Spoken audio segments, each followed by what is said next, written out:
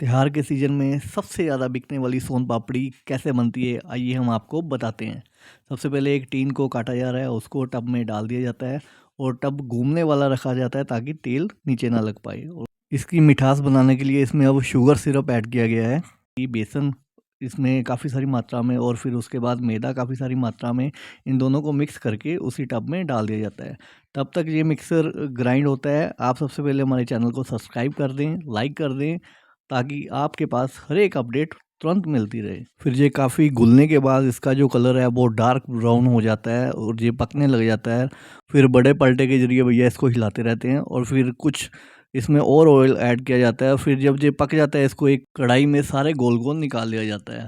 फिर उसके बाद भैया एक बड़े से पलटे के माध्यम से उसको हिलाते रहते हैं और फिर इसको एक छोटे से परात में डाल दिया जाता है ताकि इसकी जो थिकनेस है वो चेक की जाए। और फिर भैया पूरा इसको एक और परात में निकाल लिया जाता है इसको ठंडा होने के लिए। और फिर कुछ देर तक इसको रख देते हैं साइड में ताकि ये ठंडा हो जाए, क्योंकि बहुत गर्म होता है तो इसका जो टेम्परेचर होता है वो काफ़ी ज़्यादा होता है।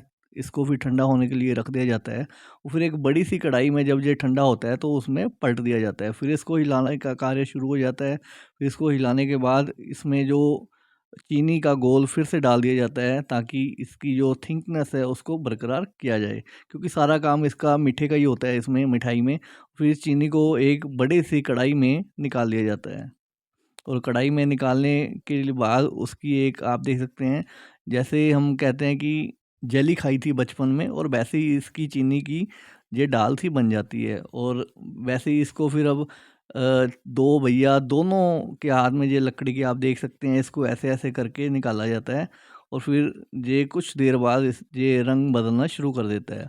इसका बहुत लंबा प्रोसेस होता है, ऐसे करते जाना करते जाना करते जाना ताकि एक लच्छे टाइप आकार आए और उसके बाद इसको एक गोल में डाल दिया जाता है। और ये गोल को डालने के बाद ये फाइनल होता है। फिर इसके बीच में, ताकि ये जितना भी मटेरियल है इसके बीच में ये रच जाए, फिर इसको ऐसे ही चार भाई मिल कर के करते रहते हैं, क्योंकि ये खाने में बहुत आसान है और बनाने में बहुत इसको मेहनत लगती है। और फिर कुछ ही देर बाद हमारी जो सोन पापड़ी है वो बन के तैयार हो जाती है। और फिर आगे का जो प्रोसेस होता है आप देख सकते हैं, इसको ये थोड़ा हार्ड होने लग जाती है एंड में जो इसका प्रोसेस होता है। तो फिर इसको एक कटने वाली शेप में इसको जहाँ पर डाल दिया जाता है। इसकी काफ़ी सारी लेयर्स में ये आप देख सकते हैं, एक के ऊपर एक के ऊपर एक। फिर भैया उसको बराबर करते हैं बेलन जैसे। आप देख सकते हैं बड़ा सा बेलन लिया है, उसके माध्यम से ये इसको प्रेस करते हैं और प्रेस करने के बाद इसको जैसे बर्फ़ी जैसे इसको टुकड़ियों के माध्यम से इसको काट करके और इसको पैकिंग कर देंगे। और आप देख सकते हैं इसमें ड्राई फ्रूट भी डाला जाता है और ये आप ऑन ऑर्डर भी इनसे आप रेडी करवा सकते हो। फिर इसको रोल कर दिया जाएगा और रोल करने के बाद इसकी जो हल्की-हल्की कटिंग कर दी जाएगी। फिर कटिंग करने के बाद आप देख सकते हैं इसके बहुत सारे रोल तैयार हो जाते हैं।